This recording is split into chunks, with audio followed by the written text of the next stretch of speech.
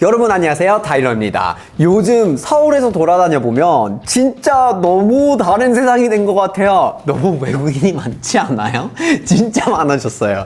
제 예전보다 훨씬 더 다양한 언어랑 사람들이 눈에 띄기 시작을 한 것 같아요. 외국인 관광객들이 정말 많아졌습니다. 마치 도시 전체가 갑자기 막 국제공항이 돼버린 그런 느낌이랄까? 그래서 단순히 관광객들이 그냥 늘어났다는 사실을 넘어서 이 현상이 본질은 뭘까요? 왜 이러고 있는 걸까요? 뭐 K-pop, K-드라마 이런 인기가 이제 관광으로 이어지는 건 당연한 그런 걸까요? 단순한 유행이 아니라 국가와 문화가 어떤 관계를 맺는 그런 방식이 근본적으로 바뀌고 있는 걸지도 몰라요. 요즘 많은 사람들이 이 현상을 두고 넷플릭스, 유튜브 이런 플랫폼 덕분이다 이렇게 얘기를 하는데, 알고리즘이 K 컨텐츠를 세계인들 눈앞에 이렇게 배달을 해주는 건 맞긴 맞아요. 그건 사실이에요. 그런데 플랫폼이 강력한 어떤 확성기 역할을 한다고 그러면 그게 다 답이 되는 거예요? 그러니까 이건 현상의 절반만 말해주는 것 같아요.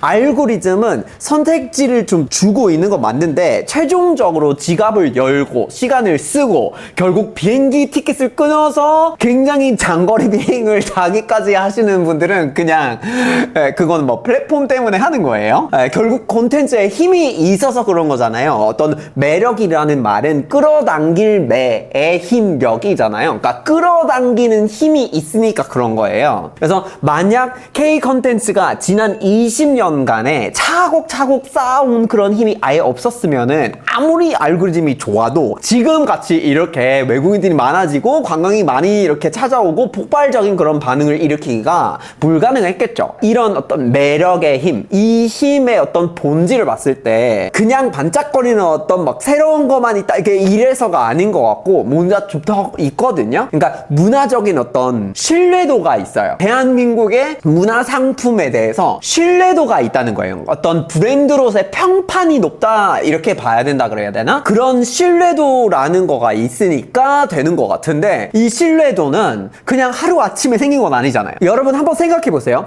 아카데미 시상식이 있잖아요. 92년도에 역사상 비영어권 작품이 제일 많이 수상할 때였대요. 근데 봉준호 감독의 기생충이 바로 그 벽을 뚫어버린 거예요. 근데 이건 단순히 영화 한 편의 어떤 수상이 아니라 한국의 어떤 이야기들이 세계 최고의 기준으로 그런 수준으로 만들어지고 있다라는 걸 보여줬어요. 그러니까 강력한 어떤 신뢰의 신호가 됐던 거거든요. 오징어 게임, BTS, 블랙핑크 사실 이제 끝없이 얘기를 할 수 있고, 요즘에도 문학계까지 이렇게 한강이 노벨 문학상을 수상하셨잖아요. 이렇게 될 수 있는 거는 전체적으로 개별적인 성공 작품들이 있었지만 그거를 넘어서 이게 다 쌓여가지고 메이드 인 코리아 같은 그런 콘텐츠의 개념이 생긴 것 같아요. 그리고 그 메이드 인 코리아에 대한 어떤 신뢰도가 있으니까 보증 수표가 달린 것 같은 느낌이 된 거예요. 그래서 솔직히 K-pop Demon Hunters 나왔잖아요. 엄청 다들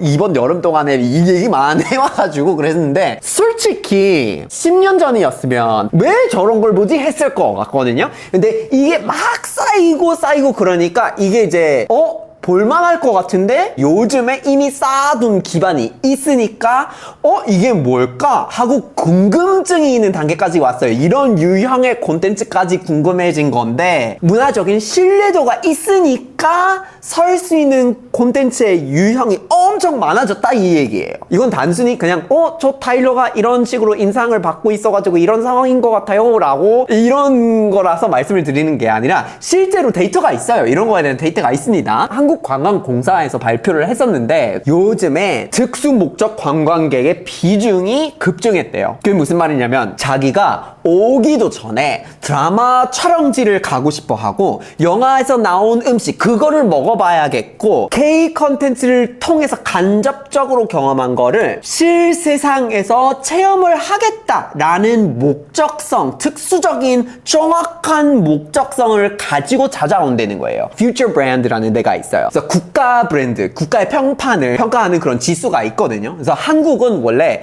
문화적인 경험 항목에서는 5위권에 안 안에 들어있지는 않았거든요. 근데 이제 진입을 했어요. 그래서 이건 한국이 이제 더 이상 그냥 쇼핑을 하고 뭐 김치 먹고 아 여기가 한국이구나 뭐 그냥 여기 가끔씩 출장 간다 이런 게 아니라 진짜 좀 더 정확하게 특수 목적을 가지고 문화적인 체험을 하고 가겠다라는 곳이 된 거예요. 그러니까 자리매김을 한 거예요. 사람들이 컨텐츠를 통해서 되게 드넓은 프레임에서 경험을 할 수 있는 것들을 간접적으로 보잖아요. 그걸 한번 게임을 실세상에서 해보는 것처럼 K 컨텐츠를 체험한 사람이 특수 목적을 가지고 한국에 찾아오는 거예요. 그래서 과거의 문화 수출 모델을 보면요, 이거 완전히 너무 다른 거잖아요. 과거 문화 수출 모델은 진짜 다르잖아요. 그러니까 예를 들면 할리우드가 있죠. 그러니까 할리우드 다들 아시잖아요. 그러니까 엄청난 예산을 가지고 블록버스터를 만들어요. 그러니까 이 상품을 만들어서 전 세계에 수출을 하겠다는 거죠. 그리고 이제 사람들이 이거 미국에서 만들었다, 이제 할리우드 작품이다, 이런 걸 알게 된다고 꼭 LA에 가야지 이러지는 않잖아요. 그러니까 그게 실세상의 어떤 체험과 접목이 돼서 이어지지는 않아요. 하지만 지금 K-컬처는 바로 그런 컨셉이라니까요. 그러니까 K-컨텐츠를 통해서 보여주고 이거를 실세상에 찾아오면 맛보게 해주는 전 과정이 있다는 거예요. 그러니까 단순한 상품이 아니라 매력적인 세계관 혹은 약간 가상세계처럼 이렇게 제공이 되고 있는 거예요. 그래서 팬들은 그런 세계관을 한번 접해보고 싶고 경험을 해보고 싶은 거예요. 그래서 그들은 더 이상 그냥 수동적인 어떤 소비자가 아니고 성지순례를 하듯이 순례자가 돼가지고 거에 들어가고 싶어 하는 거죠. 잠깐만요. 개인적으로 홍보할 게 있어요. 10월 9일 한글날까지 얼마 시간이 안 남았잖아요. 아직 집에 한글과자가 없으면 어서 챙겨보세요. 쿠팡 마켓컬리 지마켓 그리고 한글과자 자사몰에 있는데요. 한글과자 카카오를 팔로우하시면 자사몰 전용 할인 쿠폰을 드리니까요. 어서 챙겨보세요. 맛있게 드세요. 그렇다면 왜 지금 이렇게 변화가 이루어지고 있는 걸까요? 그냥 스트리밍 서비스가 이제 많이 생겨가지고 국경을 허물어서 그런 건가요? 뭐 전 세계의 시청자들은 물론 그런 식으로 새로운 접할 수 있는 것들이 많이 생긴 거 맞는데 자기의 문화 소비 성향이 또한 바뀌고 있어서 그런 것 같아요. 문화적인 잡식 동물이 된 거예요. 그래서 더 이상 그냥 내 눈앞에 원래 있었던 것만 선택해가지고 그것만 먹을 수 있는 세상이 아니라 지구 전반대에서 뭘 이제 공급을 해주는 플랫폼들이 왔으니 그것까지 맛보고 그걸 선택할 수 있는 기회가 왔어요. 그러면 당연히 취향이 확장이 되겠죠. 더 이상 사람들은 자국의 콘텐츠만 보고 있지는 않는다는 거예요. 우리가 이제 막 클릭 한 번만으로 세계 어딘가 뭐 이야기를 바로 감상할 수 있잖아요. 그래서 사람들은 본능적으로 가장 매력적인 이야기로 굴러가게 돼요. 가장 자극적인 거를 찾게 돼요. 그래서 그런 것처럼 이렇게 이제 갑자기 훨씬 더 공평한 그런 경쟁의 장이 생겼으니까 K 컨텐츠가 그렇게 이제 보급이 됐는데 그런 걸 선택할 기회가 없었던 사람들은 갑자기 선택을 해볼 수 있었는데 이거 맛있으니까 더 소비를 하는 거예요. 그래서 스토리텔링의 어떤 방식 혹은 어떤 등장인물의 어떤 정서적인 관계라든지 이런 거에 어떤 자극적인 요소들이 있는 거예요. 고추장이 있는 거예요, 여기에. 그래서 사람들이 전 세계에서 요건 맛있다 해서 계속 더 소비를 하는 거예요. 결국 무슨 말이냐면 K 컨텐츠가 굉장히 중독적인 맛이 있다라는 것이 증명이 된 것 같아요. 그래서 이렇게 쌓아 올린 신뢰, 쌓아 올린 어떤 중독적인 가치를 제공하고 있잖아요. 그거를 우리가 계속해서 지켜보고 있어요. 그러면 그걸 더 키워나가야 될 텐데 더 키워나가기 위한 방안은 뭐가 있을까요? 가장 먼저 필요한 거는 아마 성공의 공식이 있다고 생각을 하는 게 있잖아요. 근데 그 함정에 계속 빠지면 안 돼요. 그걸 벗어나와야 돼요. 오징어 게임이 성공했으니까 이제 오징어 게임 두 번째를 꼭 만들어야 된다. K-POP 디몬 헌터스 이제 나왔으니까 2를 만들어야지 거기에 제품을 심어가야 되지 이렇게 말씀하시는 분들이 많아요. 제가 지금 이제 한글 과자를 만들고 있잖아요. 주변에서 너네가 K-POP 디몬 헌터스 한글 과자를 먹게 해주면 어떻게 되냐. 이미 한 거, 이거 다음 거를 생각해야 되잖아요. 이미 성공한 거에 집중할 필요가 없어요. 그렇게 집착하다가는 창의성이 그냥 고갈될 뿐인데, 그렇게 하는 것보다는 오히려 누구도 상상하지는 못했던 새로운 요리들을 해내는 거에 집중하는 건 낫지 않을까요? 그 같은 고추장으로 어떤 것들을 얼마나 많이 만들어낼 수 있는지, 거기에 주력을 하는 게 나을 것 같아요. 그래서 독립적인 어떤 창작자들을 많이 지원을 해서 문화적인 어떤 토양 자체를 좀 좀 비옥하게 만들어야 그게 더 오래 갈 것 같거든요. 두 번째 또 필요한 거는 일방적인 어떤 수출의 관점을 버려야 돼요. 우리가 여기서 이렇게 K 콘텐츠를 만들어가지고 K가 지금 잘 되는 거는 우리가 잘 만들어서 수출을 하고 있으니까 그렇다. 근데 사실 이런 건 아니잖아요. 그러니까 만들어서 수출하는 건 맞는데 그 모델로 끝나버리면 그냥 할리우드예요. 근데 K가 할리우드랑 다른 게 그거를 소비한 사람이 간접적으로 경험을 한 거를 실제 세상에서 체험을 하기까지 하겠다고 여기까지 찾아오는 풀 코스가 있다는 거예요. 그쵸? 그러니까 일방향이 아니라 쌍방향의 교류가 이루어지기까지가 K예요. 그러니까 그거를 인정을 하면은 우리끼리의 뭔가를 잘 만들어서 내보내기에만 집중할 게 아니라 그들이 뭘 궁금해야 할까를 엄청 잘해야 된다는 거예요. 이걸 더 키우려면.